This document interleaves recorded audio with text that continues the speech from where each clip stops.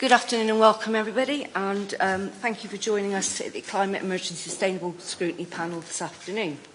Can I ask Corinne for the emergency evacuation procedure, please? Thank you, Chair.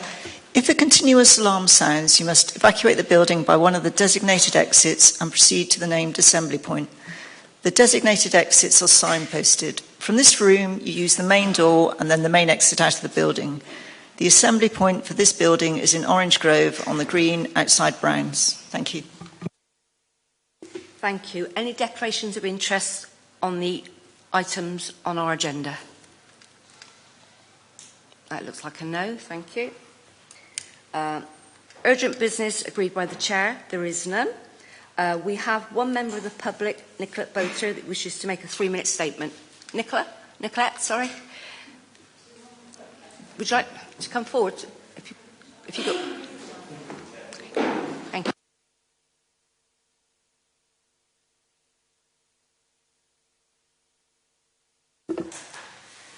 Thank you, Chair.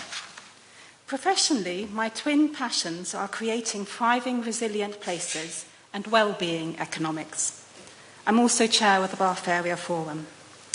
In both capacities, I'm delighted to join your discussion of these two emergency reports.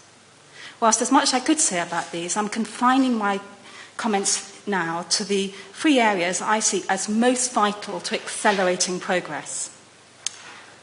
Firstly, better embody the 2019 commitment to just transition in action. Only 1 out of 6 of the energy and 1 out of 6 of the transport initiatives in the Annex 1 Progress Report are labelled as addressing equity.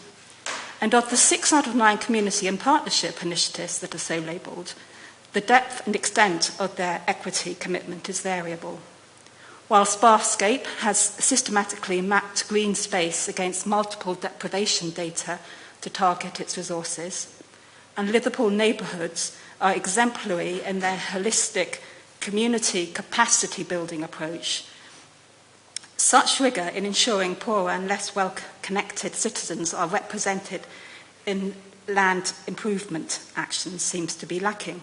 For example, why does action on allotments figure in the list of actions, whereas initiatives such as Middle Growers, with its more holistic approach to improving our land and the lives of those who steward it, is not? Second area, improved partnership working and collaboration with communities.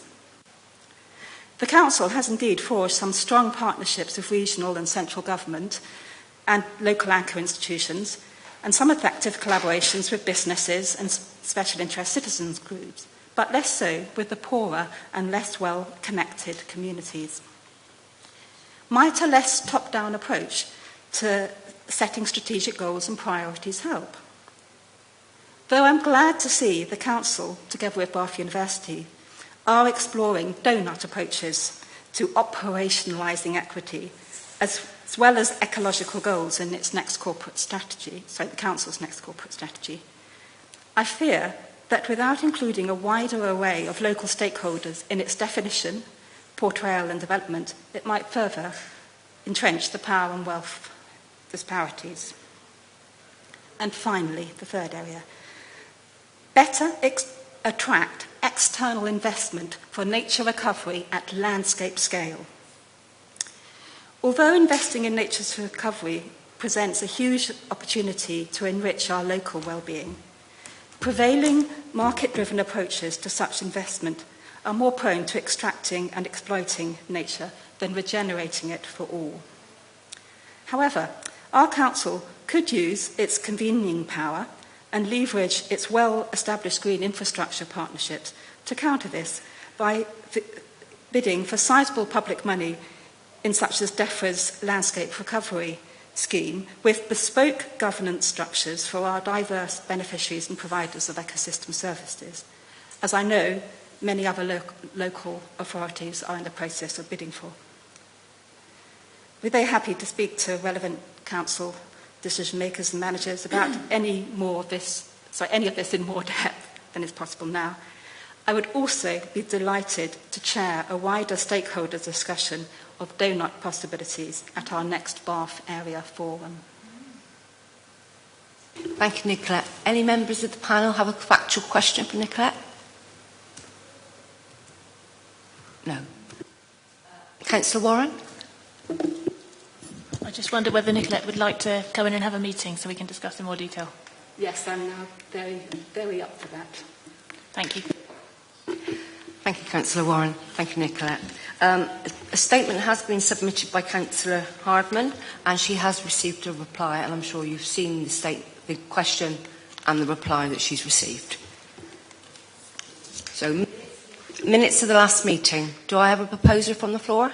Councillor Malloy, a seconder. Councillor Kumar? All agreed? Thank you. So, item 8 is the Climate Emergency Annual Report and Ecological Emergency Action Plan. So, Jane Wildblood and Stuart Gardner is here to present the presentation, and we're going to divide this into two parts. Once Jane has done her part, each member will have 2 questions to ask, and then when Stuart has done his part again, the panel will have 2 more questions to ask. Sarah, did you want to introduce it? Thank you. Yeah, I've prepared some words, Karen, and actually I prepared words that bring together climate and ecological emergency. Is that okay to go ahead in that form, and then you can split them out after? Thank you. So almost 4 years ago now, Bath and North East Somerset Council declared a climate emergency, pledging to provide the leadership for the district to reach net zero by 2030. Local weather events over the last year, last summer's record-breaking heat wave with temperatures above 40 degrees for the first time ever in the UK, at the same time that global emissions reached an all-time high, have re-emphasised the importance of this declaration. Carbon dioxide concentrations reached 420 parts per million over the last year, when we know that a safe level for life on Earth is 350. We can now all see the damage being done with our own eyes, telling us we must maintain our urgency for greater and faster action. Bath and North East Somerset also declared an ecological emergency in 2020, with the objective of being nature positive by 2030. Scientists estimate that the world's biodiversity is now just 75% intact, significantly below the 90% threshold that scientists believe is safe. We need to remember that our society exists within the natural world, and biodiversity is vital to our daily lives, as well as to the health of Earth's ecosystems. Vital planetary processes, such as the nitrogen and carbon cycle, as well as the production of clean air, clean water, and the food we eat, are impossible without a vibrant ecosystem at every stage. Losing species makes life for all organisms much more difficult and reduces the resilience of our life support system. I have heard the challenge of the environmental crises described as equivalent to emptying the ocean with a teaspoon. In this context, it would be easy to criticise any efforts made, whether by individuals or single organisations, as insufficient or insignificant. However, it is vital that we in Baines do all that is within our decision-making powers to make every possible reduction in emissions and every possible help to nature, not only because we must, but also to support, encourage and inspire others with what can be done with the right will. The Council cannot do this alone. We need the ongoing support of others to deliver this. Those in need of encouragement include our own government, sadly, which was last week criticised by its own net zero czar, Chris Skidmore, for a lack of clarity, certainty, consistency and continuity of policy on carbon emissions. And it's that same, sometimes unambitious government that sets the tight constraints within which we at Baines operate, as we'll hear later. But we are lobbying central government, both directly and through the West of England Combined Authority, UK 100, Ashton and the Key Cities Network on these points.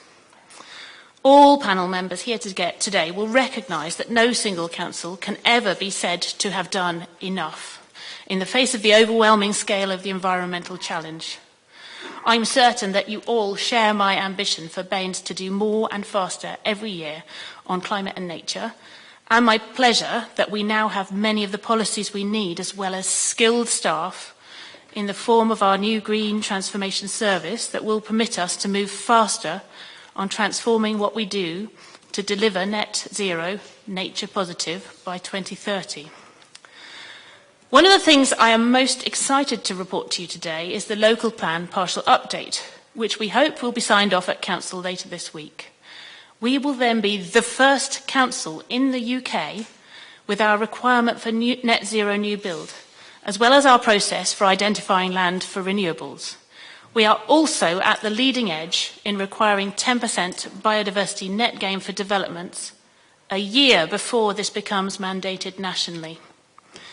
The policy will also take our park and ride sites out of the green belt to permit installation of renewables, as well as allowing their conversion to multimodal transport interchanges.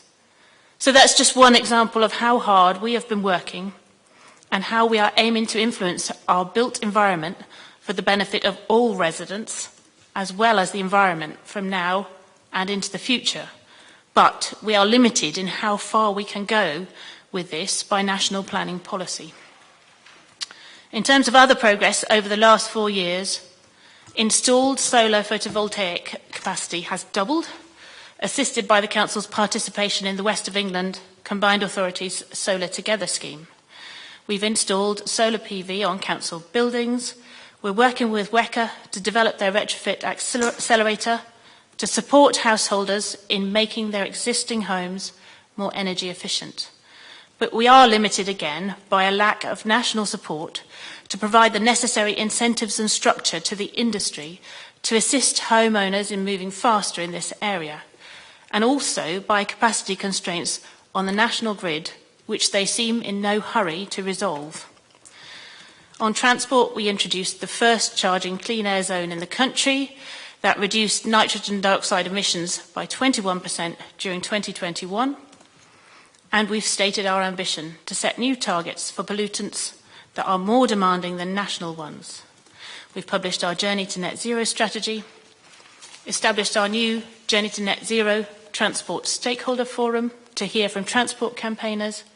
We've built new safe walking, wheeling and cycle routes and published plans for more. We are progressing our 15 livable neighbourhoods. We've saved bus services, brought in bike hangars, opened electric vehicle charge points, and we have plans for so much more, having successfully bid through WECA for £130 million to spend over the next 4 years on sustainable transport corridors in Baines. But again, we are ambitious, but those ambitions are limited not only by the funding available from government, but also by the policy framework in which we operate.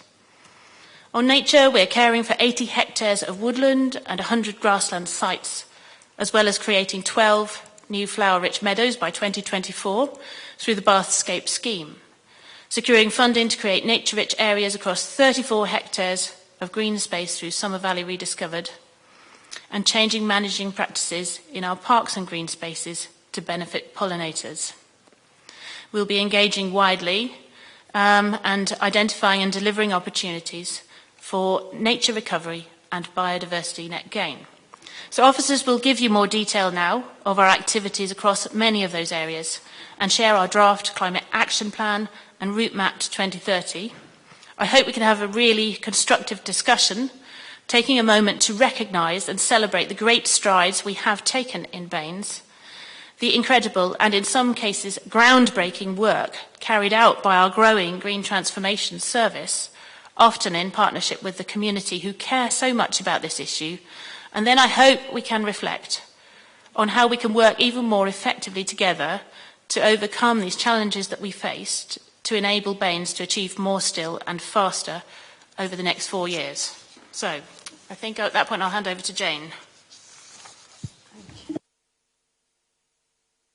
Thank you, Sarah. So I'm just going to quickly take you through what we're going to cover through the presentations and what we asked in terms of the PDS panel's role in the beginning of the report that you've already seen. So the purpose here is to note the progress and achievements over the last year, a lot of which Sarah has just covered, and to note the particular progress in the development of the renewable energy delivery pipeline, which I'll go into a bit more detail about in a minute. To note, as Sarah says, the Climate Action Plan and the route map to 2030. I'm not going to go into a lot of detail about that. You've had the reports. I'm just going to pick out some highlights. And then I'll hand over to Stuart, who will cover the Ecological Emergency Action Plan. And we would be grateful for your comments on the package as a whole before we're due to then take the reports to Cabinet and Council in March. So this is the opportunity for the panel to have some further input to that. So, if we move on to the climate bit of the presentation. So this is the first slide here is really just a reminder that this annual report, it's an annual report, it's to deliver the strategy that we presented to Council and which was approved in 2019. And that strategic framework that we set then hasn't changed, and the target here is the same, which is net zero 2030. And those three priorities for the district are what we've been working on, what I've listed there is the indicative targets for 2030 in those key areas for action. So the first one is around buildings and making buildings much more energy efficient and making all new build zero carbon. And we need to, those are big numbers there. The same with cars, reducing car mileage by 25%. And the third area is renewable energy and increasing that by at least 300 megawatts by 2030. And then we've added an additional goal, which is what we're working to inside the Council, which is to ensure that our operations are net zero by 2030 as well. So now I just want to run through.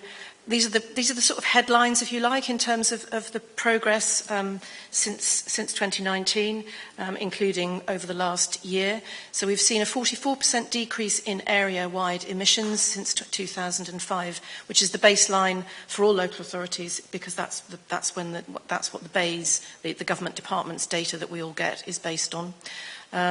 We've seen an even bigger decrease in council emissions, council operational emissions of 68% over that period, and you can see with both of those that's being sustained, that reduction over the last year. I should say, because this comes up a lot, that the government data is based on it's always 2 years in arrears. I think we've covered this before on this panel, but nothing's changed. It's the same for all local authorities. It takes government that long to analyse the data from the energy companies and come up with the information for us. So we won't get 2021's data until the middle of this year.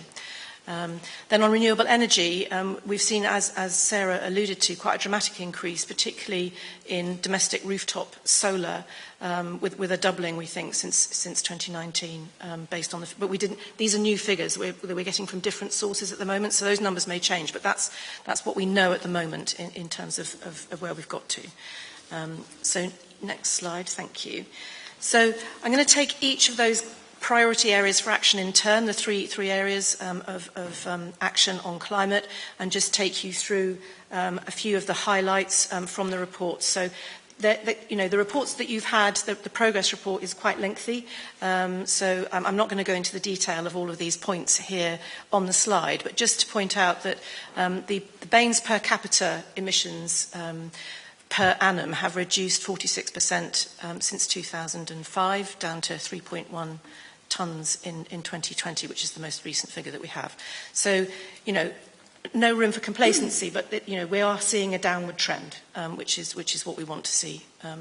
And there are a number of key highlights there. I think one of the most significant ones that's happened sort of over the last year really is that local plan partial update, real movement there, and us as an area taking real leadership on the development of new policy to drive the climate agenda as well.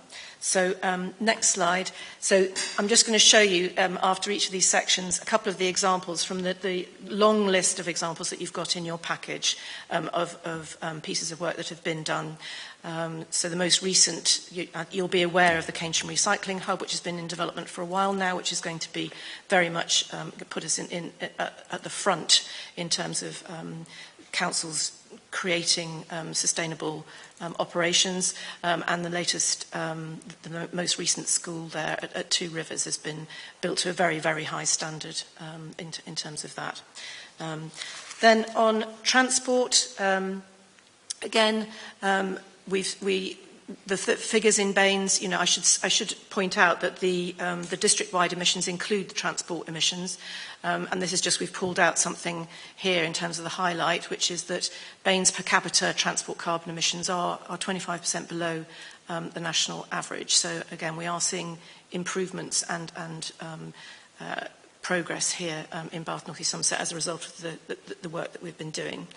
Again, I think that there's considerable forward thinking in transport policy development going on in the local plan partial update and the new SPD that our transport colleagues wanted to highlight. But I think the really big stuff is the new funding coming through from WECA. So we've done really, really well to win that money, and that's going to make a big difference in terms of making changes and addressing those public transport challenges that we have.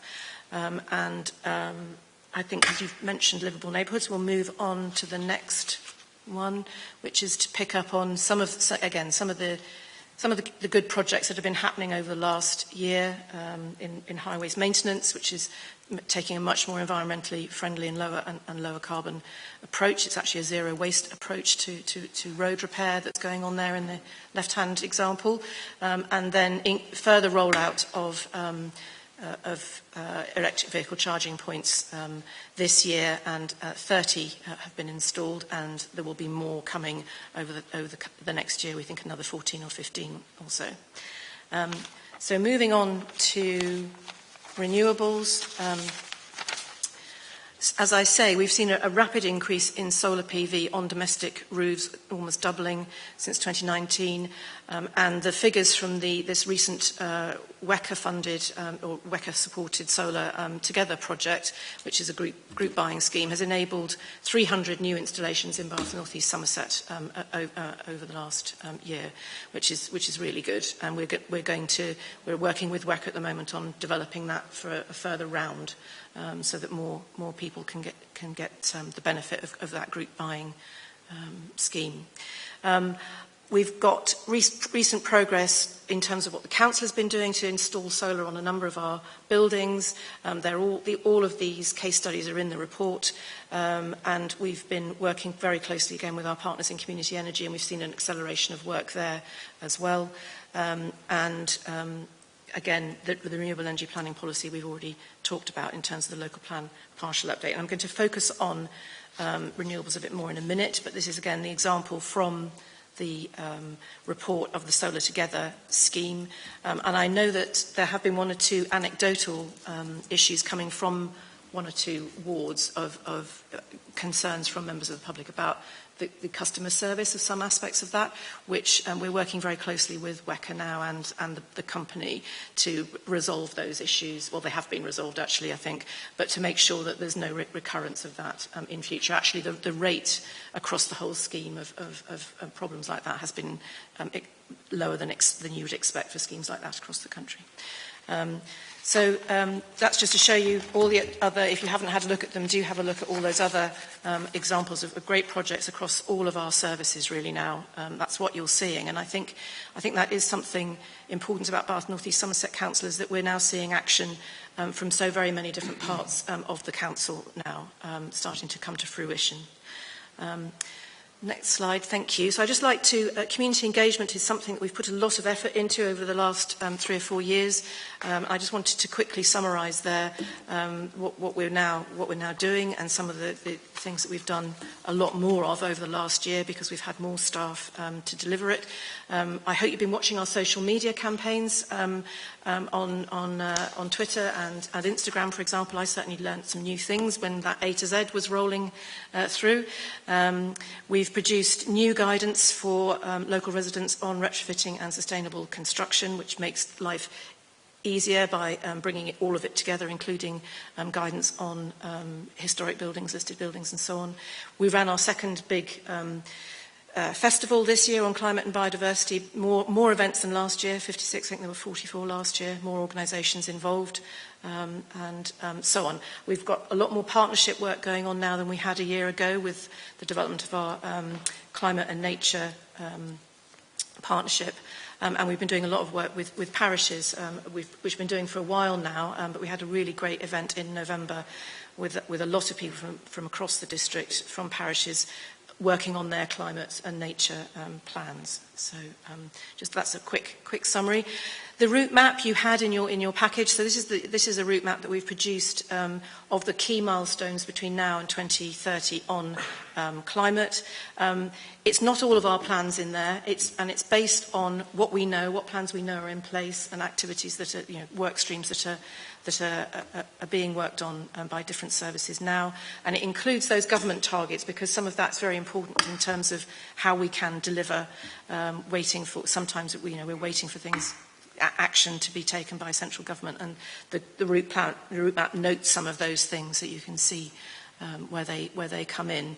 And I should say that these are the numbers and things in there, and some of those actions. We update this every year, so this is a work in progress as plans are developed by different services, which they are being. But I think that's much more comprehensive than you saw a year ago in terms of actions that you can see, and stepping stones towards things like when we expect to see the renewable energy in place, and so on. So I'll move on now to to a summary of what's coming up in the coming year, which is we're doing a lot of work in green transformation across working with services to ensure that our nature and climate action is embedded in all council strategies and plans. So you're going to see more of that this year. As Sarah mentioned, that the big new thing that's going to be happening during the course of this year, 2023, is the setup of the first stage of the West of England Retrofit Accelerator Hub, which is the kind of key operator has been appointed, which is the Centre for Sustainable Energy in Bristol, who will be leading a consortium, bringing in partners, including community energy, like, for example, Bath and West Community Energy will be involved in this, so that the hub that they create across the west of England that will provide better advice, a helpline, all kinds of information, training, retrofit assessors, for example, that then local people will be able to access, so that they can get much better advice, get someone to come around their house who really knows what they're talking about, to help them develop a plan, and then in the coming months also be developing the supply chain, so that more people can get their homes, get works done when they want to, because that's a real problem at the moment. So this is a big thing. The numbers at the moment in the plan are relatively small, because this is foundation work. This is getting the system set up, and I think you'll see those numbers change, particularly as government policy develops to start to create more policy around home energy retrofit, which I think we're all expecting to see much more over the next few years. Having the retrofit accelerator in place will mean that we can take advantage of that more quickly to enable local people to access new programmes as they come through. And we're also working with colleagues in property on the development of the council's asset management strategy, which will embed the net zero target for the estate in it. On transport, I think I've mentioned the key highlights here that are going to be enabling more exciting work in the transport arena, including the WECA bus service improvement plan and the further rollout of EV charging. So then just a quick reminder because we did come to the panel in September to talk about renewable energy. So we could go to the next slide, Karina. So this is just a reminder of the target. So when we did the analysis back in 2019, what that analysis showed us was that alongside action to reduce carbon emissions from transport and action to reduce carbon emissions from buildings, we needed to see a big development of renewable energy at the local level. And the number identified was about 300 megawatts, although we could it wouldn't harm if we went further than that. The current baseline in terms of what's being delivered is that figure of 29.04 megawatts. That's the latest figure that we have.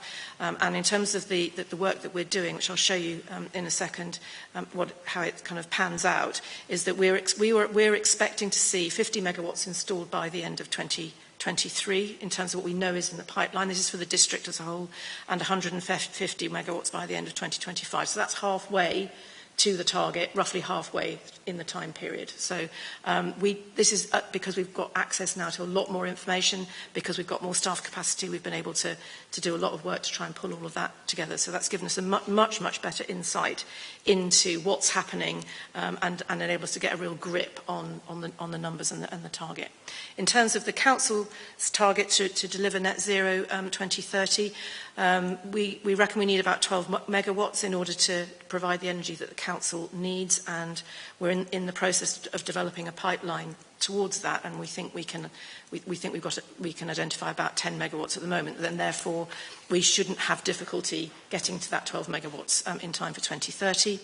So this is the area-wide diagram. You may remember that we showed you these diagrams in September. I'm not going to go through the detail of them. They're in the report. But the installed capacity is the black section, and these are the solar farms that we know have already been implemented, and the solar PV on roofs. The green section is what we know is approved and about to be delivered, 2 big solar arrays. And then we're expecting to see a big increase in rooftop solar, both through community energy and through private sector households, and of course the Council doing its own bit. So things like the Keynsham Recycling Centre, that's going to be a very large solar array that will be contributing to this. That still leaves a large amount to be identified, but this is a much better position in terms of us understanding what we need to do and what's going on. And we're having conversations with our community energy partners, and they think that there's a lot more in the pipeline in terms of other organisations who are looking at sites at the moment. And the latest development in our planning policies is helping to encourage those projects to come forward. So next slide. Thank you. So again, the black is the installed capacity so far. The pipeline is the green, and the potential pipeline. This is work that's in train at the moment. So this isn't definite. The potential pipeline is what we're exploring in terms of the potential for, as Sarah mentioned, being able to put solar on car parks, which is something that members have often asked us about. Is why aren't we doing that? And we're getting work done on that now to work out the business case for that, but that would deliver us a big chunk. So I think that's it from me. I think this slide, Sarah, you were going to cover, but I'm happy to do it if you'd like. Do you want me to carry on? Carry on, yeah. Okay. So we've identified our key asks of central government on climate to enable us to get to net zero, and these are the 3 key issues that we've been highlighting in all of those places where we have been lobbying that Sarah ran through during her introduction. So this is at the top one. Really is some of that capacity, that new electricity capacity that I described in those charts is blocked because of grid constraints that need to be unlocked. We're in active dialogue with the National Grid Electricity Division, the local partnership, and WECA are also picking up this as a kind of major priority. And in fact, I was in a conversation just this afternoon with the Key Cities network that we're now a part of, who have a net zero section to the work that they do, and we were basically focusing this afternoon on in detail what different local authorities need from central government, and this came out as top again, and they're producing a report that will be published in the middle of the year that will very much include an ask of central government around all of the things that local government needs to enable it to move faster and to take deeper action at the local level. And that includes these 2 other things, which is we know that in order to accelerate the retrofit market, there's got to be some bigger changes at national level, both in terms of fiscal and regulatory action that will change the market and make it make retrofit the only viable option when you're moving into a new home, for example, and have green mortgages that are tailored towards that. All of those kinds of things we can't do ourselves. We can do a lot on the ground, and we will be, to make sure that people get access to the best possible advice and to funding. But unless something happens at a national level, we can't get to the numbers that we need. And the same is true with the transport system in terms of delivering on that modal shift. We need more to happen at national level. So I'll leave it at that. Thank you, Jane. Does anybody have any questions? Councillor Crossley. Thanks very much. All very positive, very good stuff. We've obviously had 2 years of COVID, which drove transport use down. How are we going to plan to keep that downward trend with cars now coming back in big time on the roads? So how much of our gain there was a COVID gain from transport, and how much is a real gain going forward? That's the first question. I think. I think. Have we got transport officers here or not? No, that's fine. I think that the data shows that we, within a year or so of lockdown starting, we're back up at, in line with sort of national trends, very close to the amount of traffic on the road that there had been before lockdown, but that there were some differences, for example, in the time of day that people were moving around. So it's going to be a challenge, an ongoing challenge for us as well as for every other authority, and actually for government. So what we will do at Baines level and working closely with WECA is to continue to put in infrastructure. But I think there are increasing numbers of studies that suggest that may not be enough in its own right, and we are exploring options like workplace parking levy that start to, put the onus a little bit onto organisations and so on that are based in the region. So working closely with the West of England Combined Authority, we will just have to monitor closely and work on those kind of things. Thank you very much. I welcome the workplace levy. My second question, you had a lot of facts and figures there, and I can't remember. Can you bring up the slide on the government targets for HMOs, please?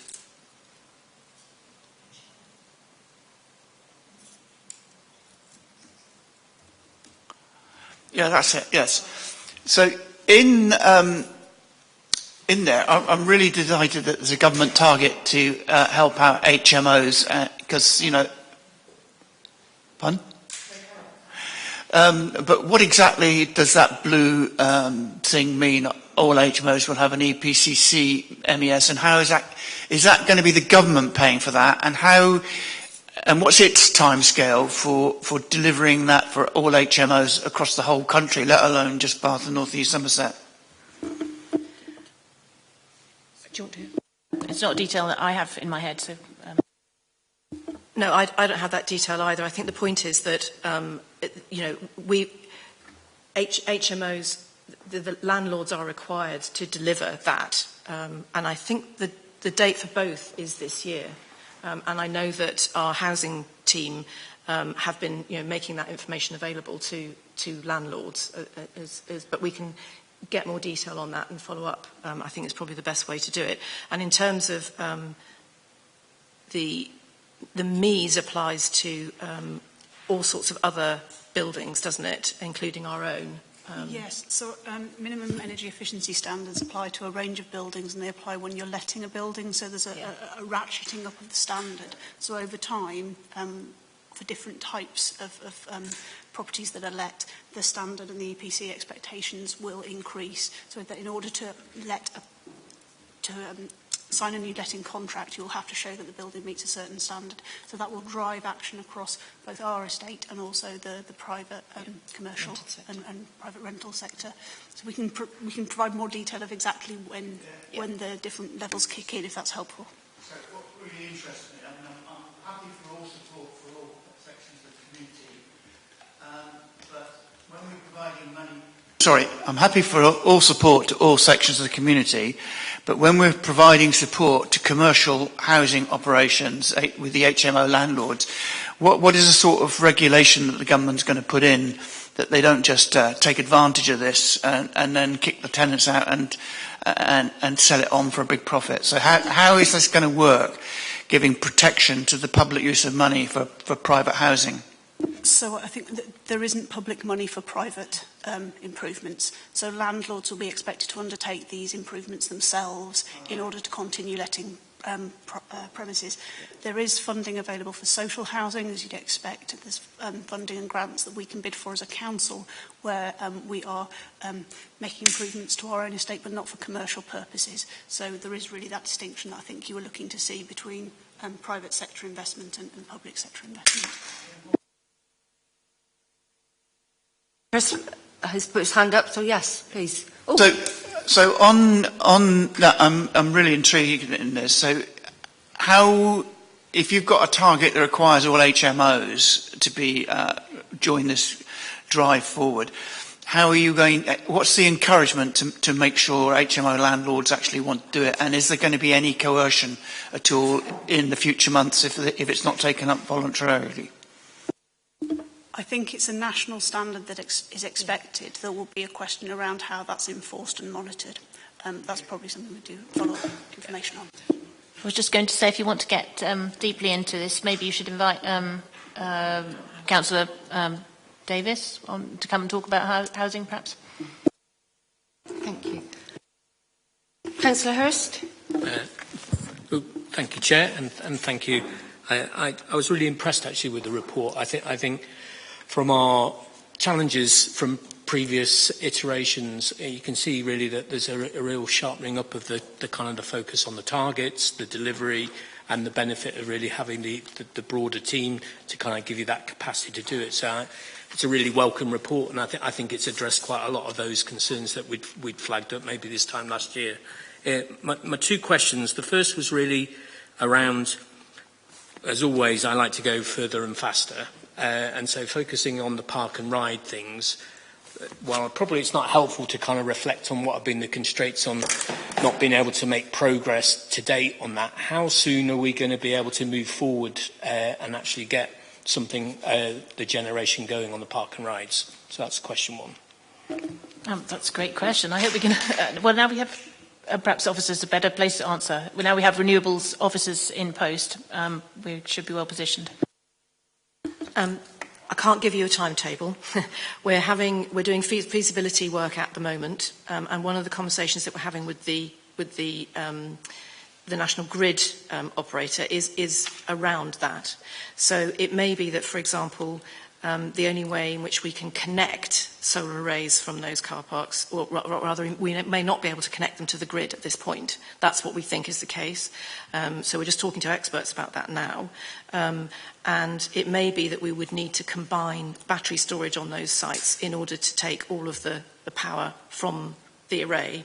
Then you've got to work out how you're going to whether you can use it all on that site or not. So we're in the middle of doing that work, but I would say you're not talking about delivery in the next few months. You're talking about delivery in the next couple of years, given that. And as I say, what we're making sure is that these opportunities are on the list of the lobbying effort of the things that would be unlocked if the grid capacity issue was sorted out. Thank you. That's helpful. And I kind of get the reflection on the whole energy generation thing. So that seems to be quite a significant constraint, which is maybe being driven nationally around that grid and unlocking the grid. And I guess all the time you're seeing in the news ideas about why aren't we doing more windmills, why aren't we sticking solar arrays on Chew Lake. There are lots of opportunities for us to do stuff. But I guess my second question is really around the reflection of actually what energy are our residents using, and in particular, how do we encourage the shift away from gas, and could we be doing more to be thinking about encouraging people to move away from gas central heating and to kind of encourage more kind of greener carbon negative heating systems?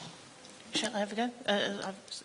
I mean, on our website, there's some advice around that already. So if you go to the Energy at Home part of our council website, if you're doing up your house, you can go there and pull off advice about the measures that might work for you and also about sources of funding. But going forward, we know this is one of the areas where we know that the industry is not really quite prepared, quite ready, nor are there necessarily sort of sources of funding or incentives for homeowners, because if you think about taking out a gas boiler and putting in an air source heat pump, it requires a huge upheaval for the householder. You probably have to take out your radiators and switch to underfloor heating, and you may have to boost up the energy efficiency of the fabric of your home, so you may have to put in more insulation, you may have to double glaze your windows if they're not already done. So it's expensive, and it's quite a physical upheaval. So this is where the West of England Combined Authority will work very closely with them on the retrofit accelerator to start to put those building blocks in place. So when this becomes a priority for government in future, we will be in a position to move very fast. We'll be ready to go. I don't know if you want to add anything, Jane. Yes.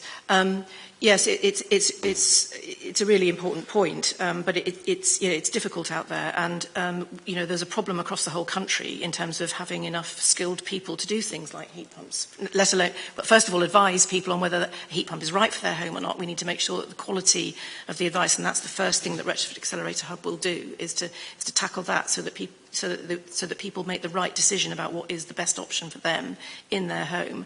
I heard an anecdote this afternoon from another local authority when I was on this Key Cities workshop, that they've had feedback from local SMEs in the building trades that they don't want, because at the moment they have to pay to train their staff to put in heat pumps, because it's a new skill. And they don't want to pay to do that, because once they've trained them, there's such a shortage of them, they'll go and get a better job somewhere else. So they're saying, so their message was, we need central government to pay for the training so that everybody can be trained in how to do heat pumps. So, you've got some issues here in how, this is what I mean about the way the market is currently set up, just doesn't help. But I think, Sarah's absolutely right. Within the West of England Retrofit Accelerator Hub, that's one of the things that we'll be looking at, and how we can, what are the ways locally in which we can support the development of the supply chain, as well as the advice bit comes first. But then you've got to have the installers who can actually do it. Councillor O'Brien. Thank you, and thank you for this report. I thought it was, as Joel says, very interesting and comprehensive, and it was gratifying to see that some progress has been made. On the it's actually 3.4 rather than 3.2, but never mind, the decarbonising transport, and you identified that you're going to receive 120 million central government grant funding to support 6 sustainable projects, including improving bus access and modal interchange. What are the details of this plan? Because if you've developed the concept, surely it would be better to get consultation to get the public on board. That's the first question. So there is information about that plan, both probably on our website as well as the West of England Combined Authority website. The name of the project is the City Region Sustainable Transport Fund, and the projects that are encompassed in that, you're testing my memory now and there are no transport officers to help me out, are the Bristol-Bath Corridor, Sustainable Transport Corridor, so Summer Valley links sustainable corridors on the A37 and A367. There's a Bath City Sustainable Transport Corridor, which is about sustainable routes within the city centre. Now I'm struggling. There's a pot of money which I believe is about maintenance, we can provide the rest to you in writing. So those are the. So there is some information out there. I must say that we at Bath and North East Somerset Council have made one of our biggest priorities, communication and public engagement. And I think that the Livable Neighbourhood project has really shown the importance, which actually fits with what the research is telling us nationally about how important bottom-up design, work with communities and comms and public engagement is in getting a successful transport project. And I have to say we are always re-emphasising that to the West of England Combined Authority, who haven't always had a tradition of taking quite the same approach, but we keep on encouraging them to consult and engage more and more deeply. So we will do that. We will continue to do that. Thank you. And on a second question about money, throughout this, you identified some of the programmes. And so, for instance, with the redevelopment of the Pixash Lane site, that cost, the capital cost, doubled. I mean, it went up by a very substantial amount. You're talking about developing further the Baines estate, and you're talking about the further costs. Where is this money coming from? Is it all going to come from government grants, or will it come from our council tax? I think that on the whole, those kind of capital projects, the funding doesn't come from council tax. So it tends to be either from government grants, from borrowing, or from other sources that we apply for grants from. And now that we have, I don't have all the detail, and I certainly am not close enough to the Pixash site to comment on that specifically, so you'll have to get Councillor Wood here if you want to go into more detail on that. But now that we have, a much expanded team and highly skilled officers, we'll be in a much better position to apply for all those grants and bring more money in to do all that stuff. I just wanted to add that in some instances, in some instances where we're investing and we're borrowing to invest, that can generate savings in terms of our energy costs and energy uses. And in other cases, I mean, this isn't like always just a nice to have or a discretionary spend. Where we have targets such as the minimum energy efficiency standards that we talked about earlier, it's something that we're required to do. So the question is, how do we do that best, and how do we make sure it's sustainable long term? Councillor Bromley. Thank you. Can you hear me? Is that okay? Thanks. Yes, actually, it's coming back to Joel. Just was talking about the park and rides and the transport and interchange idea. And actually, Ruth and I were talking on the way in fact, about some people, for example, in Weston, who say they miss being able to drive down Milsom Street, for example. And I was just thinking really that when the interchanges come on stream, as it were, it would be good to have a media campaign to really encourage people to use, local people, to use the park and rides. And for example, from Weston, they've just got to go up to the Lansdowne Park and Ride and then get one of the buses which comes down Milsom Street and then stops again, in the centre of town. So that would be an excellent way of getting people to stop, bringing their cars into the centre. Especially people who say, well, I can't cycle, I'm too old to walk in or something. So something like that would be, because obviously at the moment people tend to think of park and rides as being for visitors. And, most of you, when you talk to people, when you're sort of talking on the doorstep, people don't necessarily think of using them themselves, really. So I think that's not really a question. It's just a comment, really, that it would be good to have a media campaign for that. And could I just ask my second one now? Is that right? Thank you. The other one really is just totally away from that. It's about wood-burning stoves, really. It's just something I was reading in the national press about people turning to wood-burning stoves as a way of cutting down on their energy costs.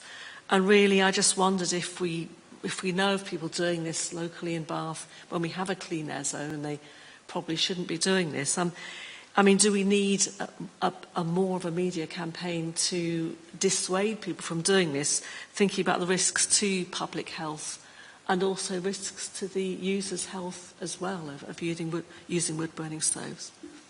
Thank you. Okay, thank you, Shelley. So, in terms of the park and rides, I think that's a great suggestion. at the stage when they become multimodal transport interchanges, I would envisage them working in lots of ways for lots of people. So I'd envisage them perhaps in future having, e-bike hire, perhaps car clubs functioning from there, perhaps e-scooters. You could use them, as people do now, to arrive at them and then come on into town by any of those modes, by electric bike or by bus, whatever you prefer. But equally, if you live in the city centre, you could, catch a bus up there and go off in the other direction. Perhaps one day at Newbridge Park and Ride, it would be possible to travel towards Bristol on a fast bus once the City Region Sustainable Transport Fund and the Bristol-Bath corridor are all established. So I think that's a great suggestion, and as they come forward and diversify, I think we will definitely need comms around all of that. In terms of wood-burning stoves, so cabinet responsibility for air quality, I did hand to Councillor Rigby in the autumn, but I think that's it's a good suggestion, and I've read the same thing in the press. And it is a worry in terms of people's health, as you say, in the clean air zone. So it's a great suggestion, and I will pass it back to her. Councillor Johnson.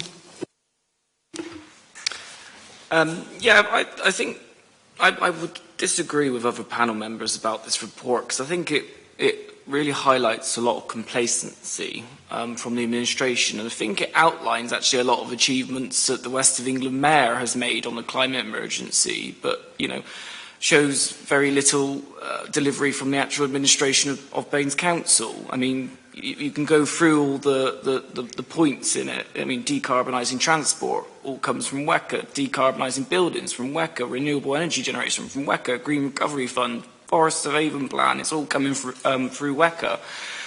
It's as if you're handing in someone else's homework and passing it off as your own. I found it quite ridiculous. And one thing I've always said each year we've received these reports is we really just need clear targets with timescales and when you're going to deliver this by, because if we can't measure success, how else are we going to know how we're doing on the climate emergency? And I just don't think these reports are good enough. And I've literally said the same thing year on year. It's just very woolly, I think. My first question is on bus services, and it's emerged recently from the papers for the next WECA meeting that Baines Council are planning to cut funding for supported bus services in North East Somerset, whilst carrying on supporting those in Bath. This paper talks about decarbonising transport with a 25% reduction in car and van mileage per person per year. How are we likely to achieve this if you're going to pull funding for supported bus services in our most rural, remote towns and services in North East Somerset? And secondly, how can you justify having such a Bath-centric approach to supported bus routes? So Councillor Johnson, you seem to have missed some parts of the WECA the WECA bus report that was published on Friday. So perhaps go back and have another read, because what you'll notice is that all over North East Somerset, we have lobbied West of England Combined Authority very hard to bring in demand-responsive transport. As no demand-responsive transport was planned by WECA for Bath, it has been important for us to retain those routes in Bath. We continue to lobby the Mayor very hard on retaining routes around North East Somerset, and I'm really pleased that there will shortly be announcements of a number of routes funded through the bus service improvement plan, which will be in place as a result of our efforts. Kevin Guy and myself are regularly lobbying, and I understand there may be some uncertainty around a route serving the Chew Valley, which we continue to lobby very hard for. For some reason, the WECA Mayor perhaps may not be committed to it. I do think that your comments about the relationship between the West of England Combined Authority and Bath and North East Somerset probably show a bit of a misunderstanding of what the relationship with us between the organisations should be, and that we work extremely closely with them, hand in glove. And actually, as the Transport Authority, there are things that only they can sign contracts for. And I would just go on to, I'll just mention again the policy that we'll be adopting on Thursday, in which Baines Council will become the first local authority in the country to have successfully implemented an energy-based net zero new housing policy, which I don't believe the Wrecker Mayor had anything to do with. I don't know if any of the officers would like to make any other additional comments on that point.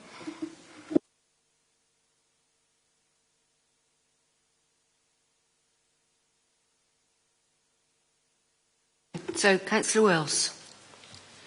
Hi, thank you. So my first question, you've actually just answered much of it already, but I'll just ask a little bit further. So I was going to ask largely a similar question about buses in North East Somerset, but just to add a little bit further, just more specifically, of course, the 178 service has been cut back, and while it has been partially replaced, there are certain villages along that route that have been left without a bus service to Bristol, and of course you did talk about more widely what you're doing, but is there anything specifically along that route we're doing to support WECA and lobby them to provide that? Yes, we have been lobbying hard and continue to do so, and I'm really happy to say that they're, one of the new services that is proposed in response to our lobbying will be serving High Littleton, Ryan.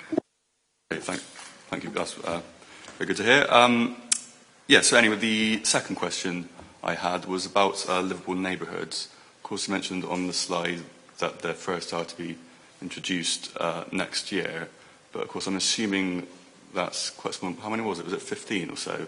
But to be, yeah. But okay, great. So of course, when the applications were initially invited, there was a lot more than just 15. So the remaining applications, when are they to be introduced? Is that, of course, the remaining 3 years? Well, as you know, work continues on those 15, and we've been working on this bottom-up approach to consultation, which has turned out to be more time-consuming than we had necessarily realised. So we will continue to work on delivery of those. I don't have a timeline for the others, but I know that there were a great many other applications received. And as and when we receive funding, find sources of funding for further livable neighbourhoods, there'll be a top priority for us to deliver. Councillor Malloy. Okay, thank you. Anyway, thank you very much for this report, which I found very interesting. I have a question to do with increasing how much renewable energy that we're able to generate, and notice that, the emphasis is obviously on solar panels, but for North East Somerset rather than Bath, are you also considering wind energy, sort of turbines? I'm thinking in the case of Bath, because of it being a World Heritage Site, probably not the ideal place to have large turbines on the hillsides, but in other parts of the authority it may be. That was my first question. I'll have a go, and then if there's more detail to add in, I'll hand over to one of the officers. So there are a great many constraints, and at one point there were, I know the council in the past has done a lot of mapping of these constraints of the whole district so that we could establish where areas of potential were. But so as you say, it's not only the World Heritage Site itself, but it's the setting as well. So visibility from hillsides is a sensitive issue in planning terms. And then I believe another constraint is the approach path to Bristol Airport. So there are a great many constraints that sort of interlock across the whole of North East Somerset. We've done some mapping in the past, which may still be on our website, and I'll hand over to Jane for any further detail. That's right. When the renewable energy policies were reviewed and expanded or improved during the local plan partial update process over the last couple of years, that included a revisit of complex landscape assessments in relation to both technologies, solar and wind, actually. And so, yes, that's when the local plan partial update is approved later on this week, I'm sure there'll be a lot more about all of those on the website.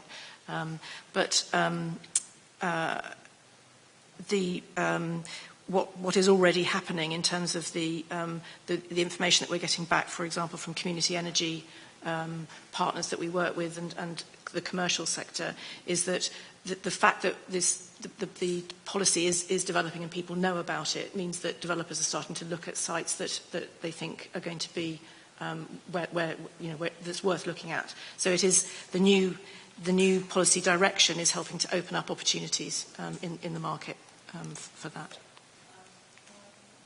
And there was just another thing I wanted to ask you about decarbonising buildings. There was, in part of your report, was saying that at the moment it's quite hard to measure energy efficiency of domestic properties, except at the point of sale. And thinking about retrofitting older buildings, would it be useful, I mean, from the point of view of collecting data and so on, I guess it would be useful to know what private owners are doing with their homes and how they're making them more with insulation and so on. And so you may have some figures from the planning department, I guess, but have you considered working, for example, with the Bath Preservation Trust to to build up some records on that? Because they already give advice, don't they, to private property owners about how to improve their homes. I think the point that you picked up, carry on. The point that you picked up from the report is about people only have to have an EPC when they sell their home. So that's why the data is imperfect, in that that's when it happens. So if people who've been in their house for a very long time and not planning to move, they won't have an EPC because they don't need to have one. So there's also a real problem that we've got some new expertise on the team, and we're starting to look into this in more detail at the moment around the nature of data and what data is useful. And one of the things that we know is the EPC itself is actually quite fundamentally flawed, and even the data that you get from that is not necessarily hugely accurate.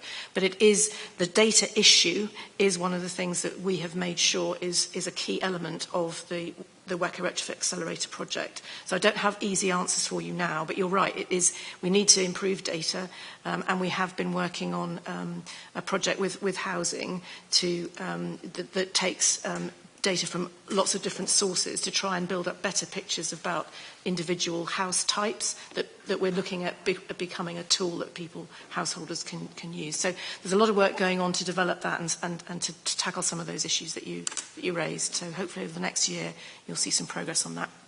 And just to add that the team does work closely with Bath Preservation Trust, who were actually involved in the Climate and Nature Festival, so they ran some retrofitting, a workshop as part of a pop-up hub in the middle of town, so it's good news. Oh, I've just got one final question. You talked about decarbonising council fleet, and you've upgraded 30 so far. How many more vehicles have to be upgraded, and what's the cost? And do we have the capacity to charge these vehicles? To charge electric vehicles? I don't think we can give you a number right now for the cost and the number of vehicles, but it's something that I know our services are working on. There's not always... We know that in some instances it can be 3 times as expensive to replace a diesel vehicle with an electric one, and on some of our bigger, more specialist vehicles, that's a challenge. Our waste services team are looking at interim solutions and the role of hydrogen in helping a transition, but it is a challenging area. So I think it's one of those areas where we are trying to make immediate progress with the 30 vehicles that have already been done. We're looking to try and quantify the ultimate cost to the Council of changing of the whole fleet, and also the most cost-effective way to do that, because obviously you want to do that as vehicles come up for replacement at the end of their natural life, because you don't want to scrap vehicles with life left in them. That's an important part of a zero waste or a waste reduction approach. So it's a complex area, but we probably need to provide Thank you. Thank you. So I'm going to pass over to Stuart. If you just want to do the pinpoints of it, I think, just to speed up the process that we can finish on time. Thank you.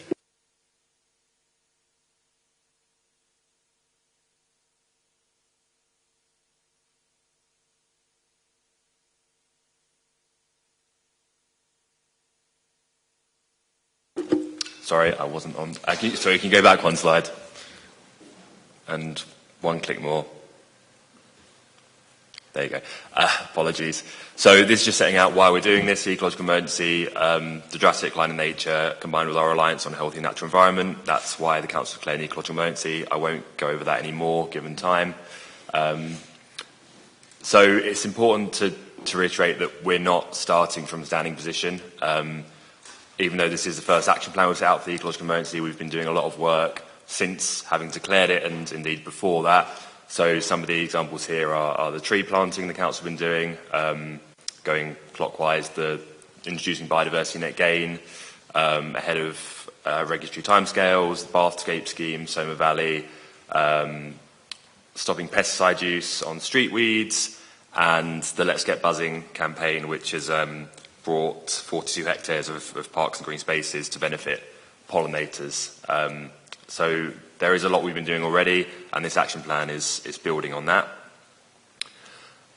In terms of producing the action plan, we have gone through a number of rounds of consultation, both with external stakeholders in September and indeed going on to get comments from them on the developing plan. We held a public webinar. We've had numerous rounds of internal consultation and comment, including working closely with other service areas who will be contributing towards delivering this plan. And of course, we came to this panel in October and took on board feedback from the members in terms of things like how we encourage people to manage their green spaces locally, parks, the role of food and farming, for instance. And of course, we've gone through more internal rounds with the corporate management team, etc., just to make sure we're ticking all those boxes. Everyone has sight of this plan. And we're moving forward, making sure we're designing this in parallel with the climate strategy so that they do sit as two twin documents. Just a reminder of the vision and priorities. We have gone over these, I think, at the previous meeting. But we want to be nature positive as a council by 2030.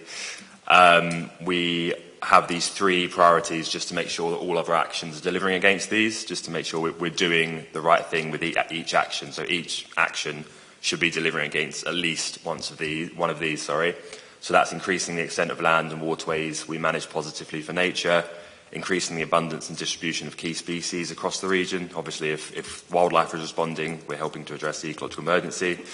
Enabling more people to access and engage with nature, that's crucial both for their well-being and because we know that more people who are engaged with nature, the more likely they are to take action to restore nature. We have 6 themes in the action plan, and this is more about the how. So we've grouped actions just to give a sense of what the kind of priority themes are in terms of delivering and making change. So the first is mainstreaming nature recovery in leadership and decision making. That's really about making sure that all of our decisions across the council in all service areas are making a positive contribution towards nature recovery. Increasing the extent of land and water managed positively for nature. That's primarily focused on our own land holdings. How do we make sure that all of our land is doing the most it can for nature, bearing in mind other priorities as well. Increasing investment into nature-based solutions, so making sure that we're maximising the money going into nature-based solutions, both public and private, but making sure that's delivering a range of benefits for people across the region.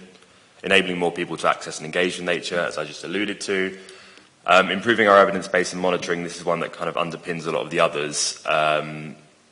We need to make sure we have the right evidence to inform our action. It's quite a complex picture, ecosystems unfortunately, and it means it's quite hard to get a grasp of in terms of what the current state is. We know things are bad, we don't know how bad and in which way all the time. So improving that so we can really target our actions to make the most change, and then working in partnership with communities. And we just want to reiterate the importance of working in partnership in this sphere, because what we can do alone is much more limited than what we can do by working in partnership with, say, landholders, the agricultural community, environmental NGOs, other local authorities, etc., etc. And we work in, say, the Nature Partnership and the Catchment Partnership to do that. We've got a list of priority actions. We have around 40-odd actions in the action plan. We wanted to pull out 10 just to give a sense of which ones we think will be the most impactful, which ones we want to drive forward as a priority. The first is a council-wide decision support tool. This relates to the donut approach that was mentioned earlier. Again, making sure that all of our decisions are having a positive impact on biodiversity and the natural environment widely.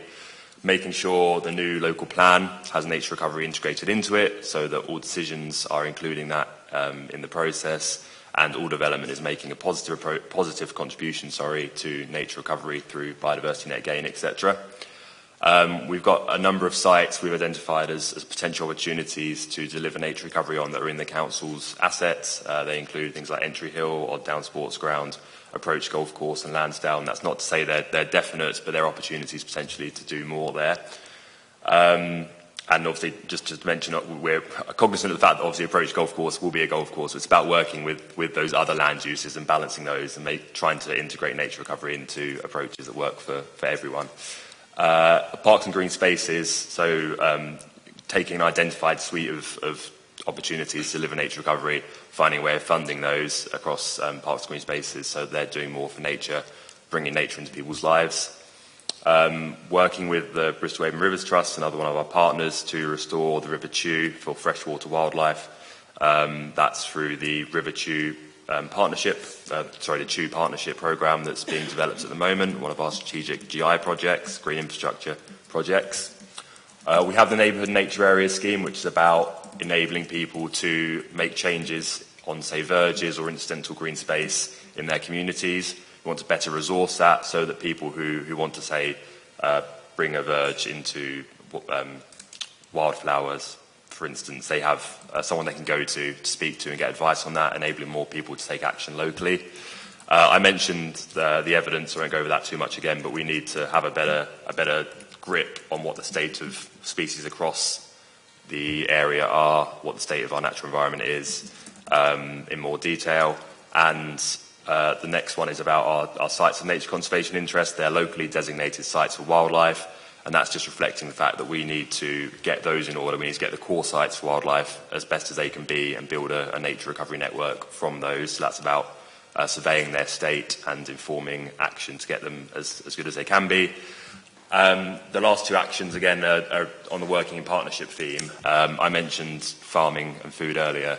And given 70% of land in the region and indeed nationally is managed in agricultural management, we need to be working closely with farmers to bring land into management for nature in the most important locations, supporting them working together and spreading good practice from exemplar farms. So that's going to be a key part of what we're doing in partnership. These are another couple of examples of what I just spoke about, but Lansdowne Fields being a potential opportunity to deliver biodiversity net gain while still functioning as a playing fields. And that's an example on the right of what neighbourhood nature areas can bring. You know, so it's those relatively small but important areas for people to engage with nature and have nature in their lives. And I haven't spoken too much about the strategic green infrastructure projects, but this slide is to reiterate that they are in the plan and they're incredibly important in delivering our ambitions for nature recovery.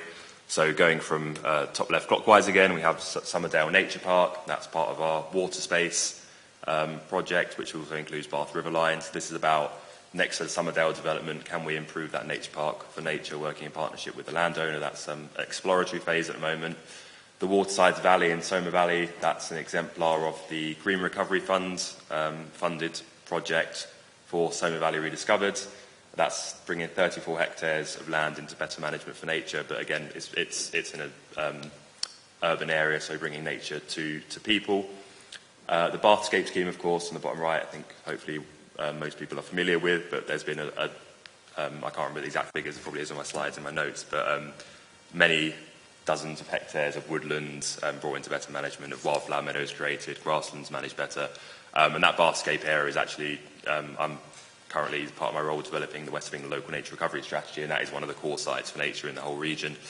There's loads of designated sites there, there's loads of great ancient woodland, grassland sites, so the work there is really important in improving that core site for nature. And again, it's close to where people live, which is another benefit. I mentioned the Great Avon Wood lastly, in around Pensford, and working in partnership with the Forest of Avon Trust, Avon Needs Trees and another WECA funded project, so working in partnership there through the Green Recovery Fund to deliver a new woodland in Baines. And the last slide, I think. So in terms of our focus 2023, obviously it's really important to get that on the ground delivery moving. We've done a lot already, but to really see difference on the ground. So I mentioned Somer Valley Rediscovered, continuing the work through Bathscape to bring more woodland and grassland into management, create new wildflower meadows.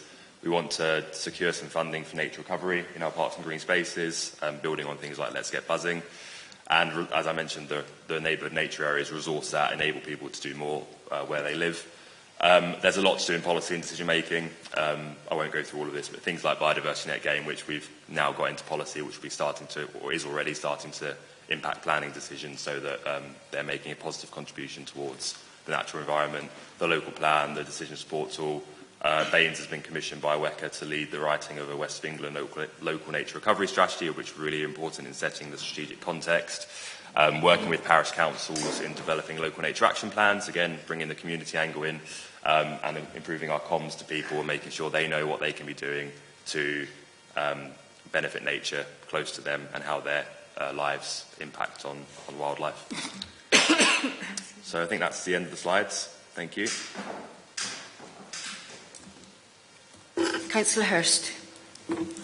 Yeah, thank you for that. That's really helpful. And kind of my reflections on the journey that we're going on, we're still at quite an early stage, I guess, in developing this work programme. But the more we can almost take the learning from the previous presentation, really around tightening up on targets and timelines and deliverables, I think would be really helpful.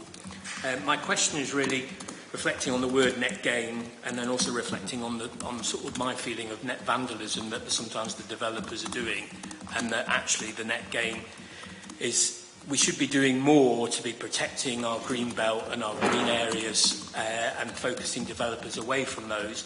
And I'm wondering, have we done enough yet within our changes to the local plan to kind of protect important areas? So the one on my doorstep is Sulis Down, which has got 2 types of bats. It's got nesting skylarks, and the developers are just wanting to build houses on those fields. So have we got the balance right, and have we got the levers right so that the council can really exert its muscles around protecting our environment from net vandalism rather than chasing net gain after actually the horses bolted? So with the bats, they built a nice new bat house, but who's telling the bats to move to the new bat house? I still feel that the levers are very much in the developers' hands, and that we're kind of chasing our tail really after it. So I think so. The local development forum did discuss when we opted to go for 10% biodiversity net gain nearly a year ahead of it's being mandated by government. There was a discussion around whether we should go for a higher percentage, and I think at that time the cross-party group felt that that it was a challenging new area of policy, and that we should get things cracked at 10%, and after that we should definitely have more ambition to go further. And as I understand it, but the officers will correct me if I'm wrong, that the emphasis with net gain is on ensuring there's net gain on site wherever possible. But where that's not possible, we'll be able to take money from developers and we'll help them. We potentially could help them create net gain on a different site, and that has potential then for, as a source of income for the council in future to do all kinds of improvements. I don't know, hand over to officers for more detail. Yeah, my colleague who's not here, Karen Renshaw, probably can give more detail on net gain. She's the resident expert, but I agree. What we can't allow is net gain to be permission for destroy habitats and then replace them elsewhere. That's not really how nature works. So I think, from my understanding, the policy is very much designed to follow that mitigation hierarchy of avoid damage, and only where that's not possible can we then do biodiversity net gain. I agree that work I mentioned in the local plan, that part of that is identifying where are protected sites. So there's protected habitats already, things like ancient woodlands, but can we expand the definition to say include calcareous grasslands, best grassland sites where things like animals like skylarks will be nesting. Make sure we're accounting for all our populations of really rare bats, and I've been doing some work looking at evidence around species, and the populations with bats we have is quite astounding nationally. So yeah, absolutely. So part of the work on that local plan will be making sure that we're directing development away from the areas that will have the biggest impact on nature, and things like the nature recovery network that have been developed at the West of England level. That's showing, for instance, where there are important ecological corridors that we may not have had that evidence beforehand. So using that to say, actually, well, a development here might impact this ecological corridor. How can we avoid that or mitigate that and include corridors throughout the development to make sure that those species are able to move, to travel, and our ecological networks are better connected rather than fragmented. So, yeah, I very much agree with the points you made in summary. Can I just add also in the local plan partial update, we've made a commitment to review through a local plan process whether we can exceed 10%, so there will be exploratory and evidence-based to develop whether we can go further than the 10% we've currently committed to. Did you have a second question, Joel? I just wanted to follow up on Joel, actually, because when we have call for sites, sometimes farmers offer land, don't they? They're doing it for greed, basically. They're not thinking about the environment and the ecological damage it's going to do. So, so hopefully in those supplementary supplements, all that will be taken into consideration. So, Councillor O'Brien? Thank you. A comment before I ask my questions. The Somerdale Park, Leisure Park, is currently under water to the height of a goal post height. And we do have skylarks there in the summer, so just to say you'll perhaps have a watery kind. Two things. One about the River Chew, and I'm particularly interested in this because I think it was during 2019, local councillors had a detailed presentation from the Rivers Trust, and who had already drawn up fairly substantial and detailed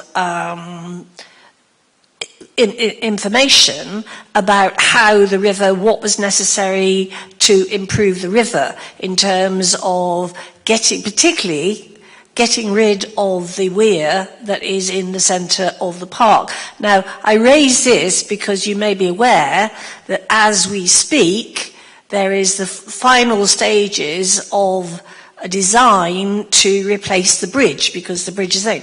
Now, at the time when we had this discussion, there was a lot of talk about if the bridge has got to be replaced, because at that time it was out of commission, why don't we take away the weir and the fish trap, jump, whatever, at the same time?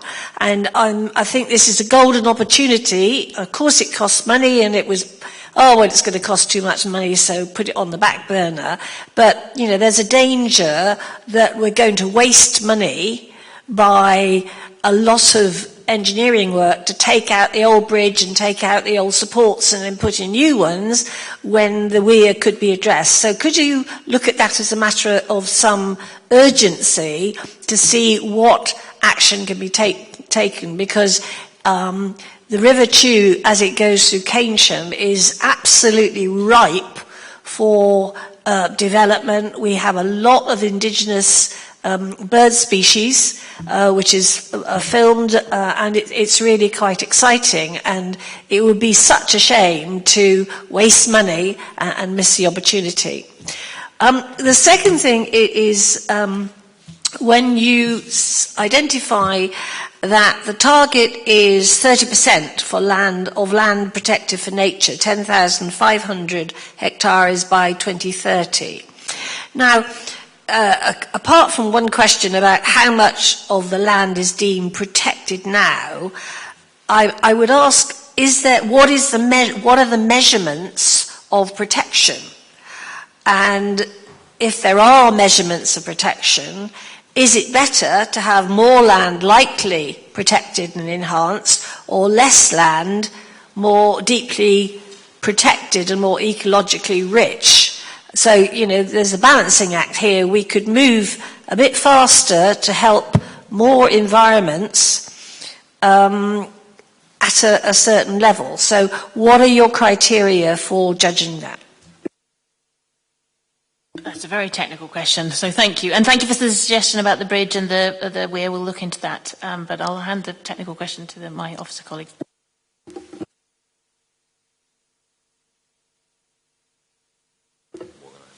Yeah, no, so I'll pick up on Machu, and thank you for the observations there. And we've been working with Bristol Avon Rivers Trust and also with the water companies, both Bristol Water and Wessex Water. And we've been supporting the water companies in developing their WINEPs, which is their 5-year action plans, which will go for 25 to 30, which will focus on the Chew. And it's how we align different projects together. So my understanding is the bridge would happen independently anyway, and actually where the infrastructure they would take out for if a weir was to be removed and fish paths created. But the two things can be done in the way they're being stacked up. But there's a new project manager who's joined our parks team who's leading on the Keynsham Park. So I'll try and get an update which tries to pull all the different elements together. So we've got within the Chew to the south around the lake, we've got the recreational trail being discussed and taken forward. And then there's Great Avon Woods, which sits at Pensford. And then we've got the discussions around the Memorial Park and how will all those dovetail into a wider Chew Valley conversation. The reason I ask is because the bridge is here and the weir is here. So, I mean, there could be damage or whatever to the bridge, because they have to take out a lot of the infrastructure. So it's very close. Councillor Johnson. Oh, sorry. Yeah, my second question. It's a very good question, and I know it's one that national government has been struggling with as well. I completely agree. What we don't want to do is say, so the 30% target is based on, I think, some science demonstrating that's the amount of land you need to have kind of coherent ecological networks for nature to be able to sustain itself and thrive. Obviously, that depends on where it is. What we don't want to do is say this is protected for nature, but actually it's not in active management. And I mentioned earlier the locally designated sites and trying to get a grip of what state they're in, because if you bring those together and you start adding some environmental stewardship schemes that farmers have, you find that actually maybe we're at 20% and that doesn't look too bad, but those sites that are locally designated may not have been surveyed for 20 years. So they may be designated as a chalk, or well, not chalk grassland here, but a limestone grassland site, and actually now they've reverted to arable farm or an improved grassland, which is intensively grazed grassland. So we need to get a sense of where those sites are, and then get a better sense of where we are now, because I don't think we could have a coherent answer at the moment of how much land is managed for nature in 2022, 2023. So we need to get that. We need to get that done before we can then move forward and say what are the designations. But I think it would be a combination of those locally designated sites with management agreements in place to make sure they are being managed for nature, and sites managed under environmental stewardship schemes from landholders and farmers. Again, they would need to have the management process in place, but that's something that the national government will be coming up with. And then sites and things like biodiversity net gain agreements, again, they will have contractual agreements to be managed for nature. Any parks and green spaces we know are managed for nature. So, yeah, it needs to be robust. And, yeah, we don't want to be spreading ourselves too thinly, but we're trying to be informed by the science and what we need to do to address the ecological emergency. But, yeah, it's a very good point, and one I'm thinking about a lot at the moment. Councillor Johnson. Thank you for the report. I actually I don't know what other panel members think, but really like the way that this report has been laid out in terms of breaking down the themes, breaking down the actions, showing us the clear timescales. It makes it really easy for us as panel members to be able to scrutinise it and actually hold the administration to account what you're achieving, which is what I was saying earlier, what we need from the climate emergency reports. I also welcomed, I can't remember her name for love nor money, but it was part of Summer Valley Rediscovered, she came and visited Poulton. I was able to take her around and show her. I think we even went to the top of Poulton Batch, which was quite some climb. But it's really useful to get that engagement at that very, very local level on these type of things. And I found that a really good experience, and I'm really glad that the Council has been pushing that forward. One of your priority action points is to produce the State of Nature framework. And I know you sort of touched upon it, but I wondered how much that framework, because it will really focus further action, But how easy will that be for local residents and community groups to use to actually progress their own commitments, whether that's parish and town councils, independent groups in the local area? Because I think that could be, it's such an important piece of work. I feel like it really needs to be useful so that anyone that gets their hands on it knows what's what and what they can do and how they can achieve it. And so perhaps how that ties into the action you're going to be doing with parish councils and town councils. Do you want me to ask my second one? Yeah, well, might as well. So there's 4 SSSIs in unfavourable declining condition.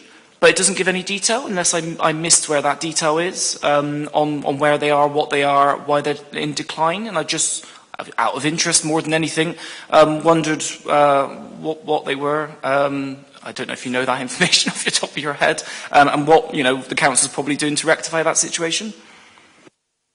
I'll just say thank you for the suggestions about the layout and about collaborative working, and we'll take that forward. And I'll leave Stuart to answer about the SSSIs.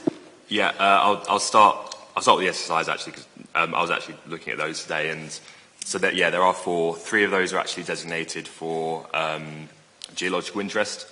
So that's slightly, triple SIs are designated for either geological or biological interest, and when they're designated for geological, it's because of I'm not an expert in that at all, but I think that would need to be addressed by someone who knows more about rocks than me, basically. But that is still important, but slightly different to ecological emergency. And I imagine it's probably because they've been scrubbed over, which is an interesting balance, because that's probably good for nature, but not good for the geological interest. So putting those to one side because of my lack of expertise on geology. The other one is I can't remember the name of it, but it's a relatively small site. It was designated as a calcareous grassland. I don't know the reason for which it's in declining state. The other thing to note is with these triple SIs, they're monitored by Natural England. I know since around 2010, the monitoring regime has been pretty sparse, and so we haven't got a good grip again on what state they're now in. That was probably in 2010, it was unfavourable declining. It may still be, it may be better now. And we are working with Natural England's regional level to start to inform where they go to now. They have a bit more resource to go and look at those designated sites and check what state they're in. And we've got a target regionally for 70% of designated sites to be in favourable condition by 2030. I think actually in this region we're in a relatively good state with our designated sites compared to the national picture, which is positive. But yeah, it's again, as I was just discussing a minute ago with Councillor O'Brien, we need to get those core sites into good state as quickly as possible as our priority and build out from there almost. In terms of, the State of Nature report and bringing in the communities, yeah, absolutely. I think, so the purpose of that, again, is to inform our work, and there are lots of elements to that, things like how has the condition of protected habitats evolved over the years, and how does it evolve in the future, how does tree canopy cover change, and how are species doing. We don't have a great grasp on the latter at the moment, especially. So the more granular we can make that detail, the better. I think actually, for communities, as I mentioned earlier, the other thing that we're leading on, but is a West of England scale thing, is the local nature recovery strategy.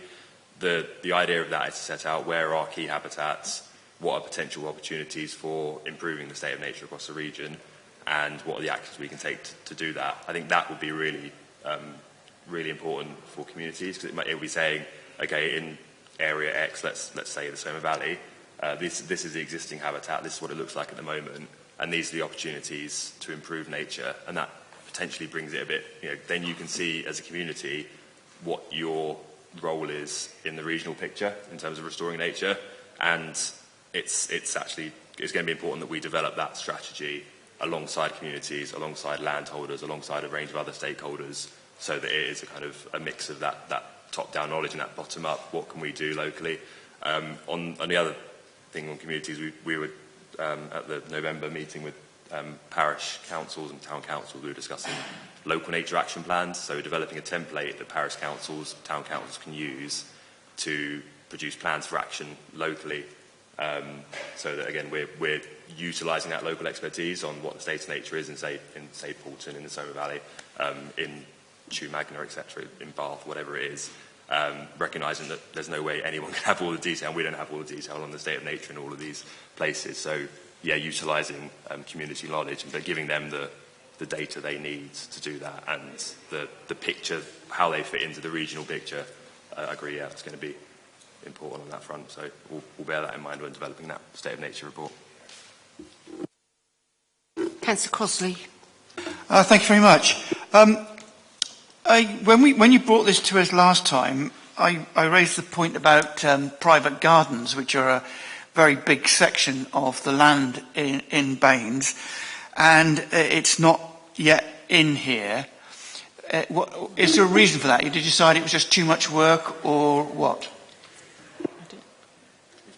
No, I thought we were going to put it in. But... So the private garden points we're trying to pick up in the communications points. We have the action around communications and evidence base, and what we're developing an updated version of the website where we can start to engage people, and we've set in. So the way that the action plan is structured, hopefully you've got the initial actions and then the kind of outcome we're looking to achieve. So we see that communications to people on what action they can take to improve nature in their garden, especially, for instance, that being the first step of improving that communications. And there are a lot of resources that, say, Avon Wildlife Trust, other local charities have on how you can manage wildlife in your garden. There's a lot of action that, say, Avon Wildlife Trust and Natural History Consortium and other of our partners are taking at the moment to engage people on how they can manage their gardens, local green spaces, balconies, etc. For green spaces. So it's meant to be wrapped up in that communications piece, and that hopefully once the website is up and live, you'll see that that's very much a central theme, because I agree. There's a lot of benefit, especially about bringing nature into people's lives. Obviously, there's a role that gardens have to play in nature recovery. But when we look at the more rural landscape, especially, obviously, the gardens then start to form a smaller proportion of land. But if you can bring nature into people's lives, then that's really important. So, yeah, it is meant to be wrapped up in that action. Can you email councillors when you get that website update? Yeah, I'm sure we can do that. Should be hopefully in the spring. Mark. And if I could just add, we've been working also at creating more capacity, so both with Avon Wildlife Trust and with Natural History Consortium, etc. So when Festival of Nature will take place, some of there will be opportunities there for educational piece, and there'll be quite a few packs being developed so people understand better how to make, because I think a lot of people are very keen to manage for nature, but it's actually given the tools and experience to do that. So there's quite a lot of work, and I was at a pollinator panel meeting this morning with WECA colleagues on how to sort of develop small grants, for small community groups, funds of up several £1,000s, which on a community scale can be quite powerful. Councillor Malloy. Yeah, I just wanted to follow on from what you were saying. So, for example, within Bath, which doesn't have any parishes, but I hope it'll still be possible to work with the different areas. There's Wild About Bath, and now there's a new group called Wild About Western, and I believe they're going to hopefully be able to access some of that funding that you were just mentioning there. But I was just thinking more generally about talking the bigger picture of biodiversity net gain, and with new developments to make sure that there are ecological corridors for wildlife. But I'm thinking also about the existing ecological corridors that are being eroded. And I've thought about this before, in that, people get rid of their gardens basically to turn them into car parking spaces.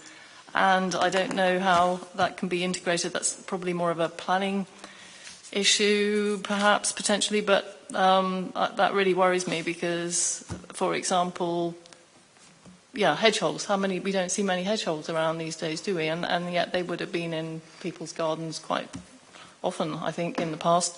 So just to say, I think it's also important to protect, even if they're small scale, relatively speaking, compared with all these other larger areas. They do add up, So I don't know what you can do there exactly, but I think it's really important because that really upsets me to see how that's all being eroded. I think we should flag that up to our planning colleagues and make sure that it's incorporated, that we check the robustness of what we have in place in policy at the moment and make sure that it's as robust as it can be through the new local plan. I don't know if the officers have got any more detail on the current situation. That I mean with regard to the driveways and things, because I agree it's a very important point.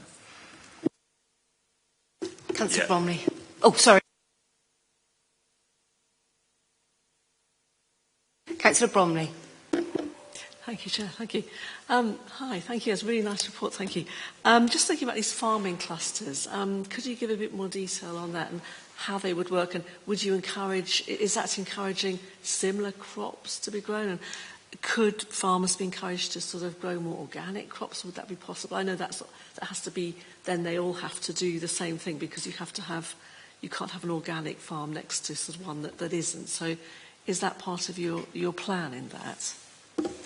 So farmer clusters it's a scheme I think originally set up by I'm going to get this wrong, but it's the Game and Countryside, I can't remember that. Anyway, it's a scheme that is meant to be farmer-led. So I think when we're saying we want to encourage it, we don't want to be going and saying you must have a farmer cluster here. It needs to be getting in dialogue with landholders through things like the local nature recovery strategy that will be developed at the West of England level. And the idea is that they bring farmers together to discuss shared issues. So it might be that they're in the same water catchment and there is an issue around water pollution, so it's bringing farmers together to look at that. It might be that there's an ecological corridor that we want farmers to be looking at together, so how can they be joining up action across their farms to do more than they could do individually by bringing in field trees or hedgerows. Or it could be related more to food and farming. It could be related to machinery, equipment and technology. I think when it comes to the ecological emergency, obviously we're most interested in the nature side of things and how we can bring farmers together to do more at the landscape level than they will be able to do individually. I think that they are very flexible. That it's not saying that you can only do this or you can only do that, and there might be farmers with very different approaches to farming, but there's a shared purpose.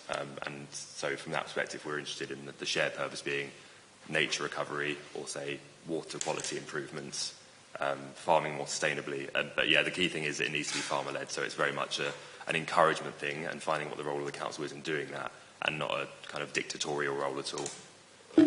Can I add a bit? I'll say this is one of the areas where it's about land management, where the council has to work very closely in partnership with all kinds of all the landowners, and now that because there's only a certain proportion of land that we actually own and can manage ourselves, so we now that we have more staff in post, it's something we can start to work out how we go forward and get more deeply into this area of work.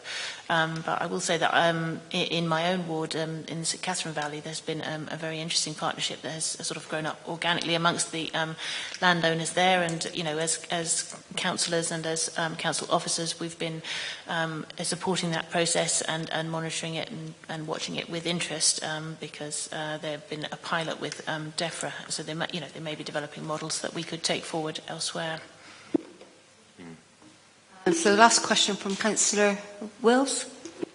Thank you. Yes, so just noticing in the report, of course, you've got 2 water bodies out, 18 in Baines, are in good ecological status. I know, of course, you did talk about the work you're doing with various organisations to improve our rivers, but what I was wondering was, of course, of those 16 that aren't in good condition, is anything particularly concerning? Are they all quite close to being good, or any of them quite far from it? And should we expect those to be brought up to that good status very soon?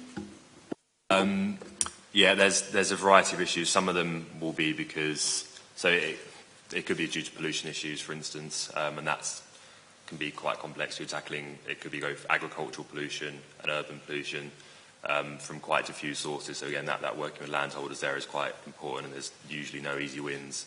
Some of them, as were being referenced earlier, there are obstructions in rivers, so things like the Keynsham Weir, and that, to get them into good status, may mean that we're removing barriers to fish passage.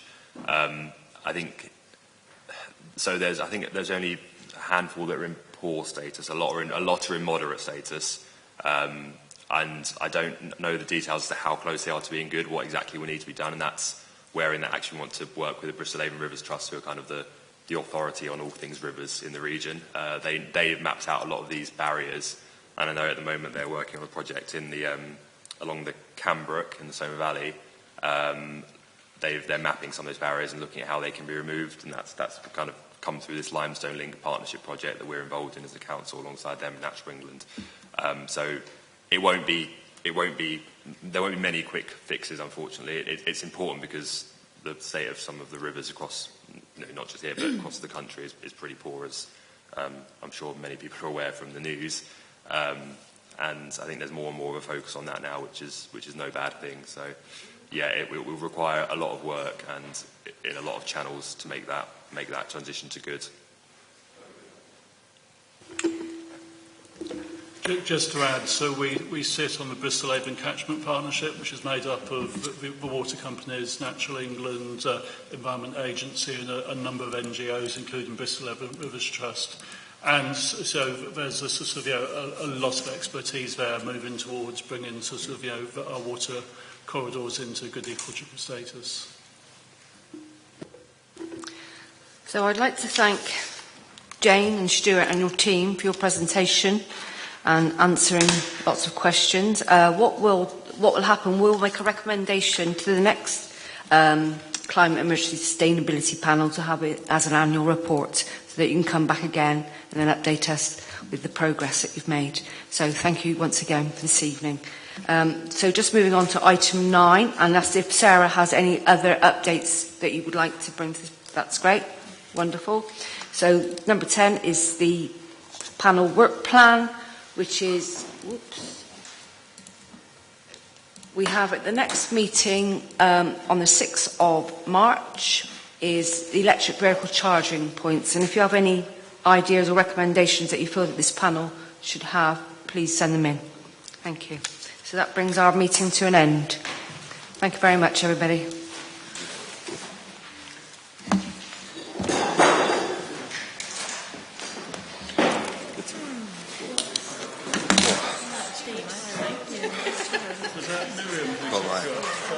Well done.